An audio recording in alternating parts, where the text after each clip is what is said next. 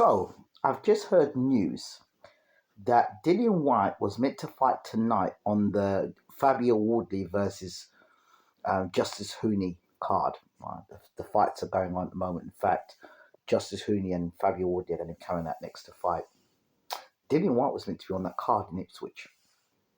But would you believe he pulled out of a fight? And do you know who the opponent was? The opponent was none other than BWTM Sports regular Vlad Sirenko, trained by James Alibashir. Vlad Sirenko still unbeaten, still looking for that breakout fight, signed by Frank Warren of Queensbury. So I said to Vlad a long time ago when he signed with Queensbury, I said, Frank Warren, they're going to put you in with a big fight. Well, the big fight now ends up being Dillian Whyte. So I was correct. Sink or swim sort of fight. So Dillian Whyte pulls out of that fight. And now, in August, it looks like Dillian Whyte will face Moses Itamua.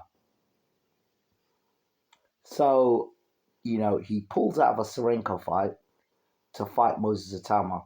I guess his thinking is, if I'm going to get beat, I'll get beat by a guy who's highly ranked. Moses Itamua ranked number 1 by the WBO, I believe. But then if I beat Moses Itamua, then I'm right number 1 in the WBO. I'm right back up in the heavyweight mix. Now, to me, Moses Itamua still is unproven. And Vlad Sirenko, no disrespect to Vlad, but he isn't ranked highly like Moses Itamua is. That's probably because of not being active and not getting to fights. I think he's with Frank Warren. It just depends on how Frank is going to use Sirenko. Whether he's going to use him as a gatekeeper or a prospect, or at the age Vlad Sirenko is, I wouldn't call him a prospect anymore. If he's going to use Vlad as a stepping stone, or for Vlad's going to put himself in and put Vlad and manage Vlad carefully, I don't know how they're going to use Vlad, or just put him with a big fighter and just that be that. There must be a reason why Frank signed Vlad Sirenko, trained by James Alibashir.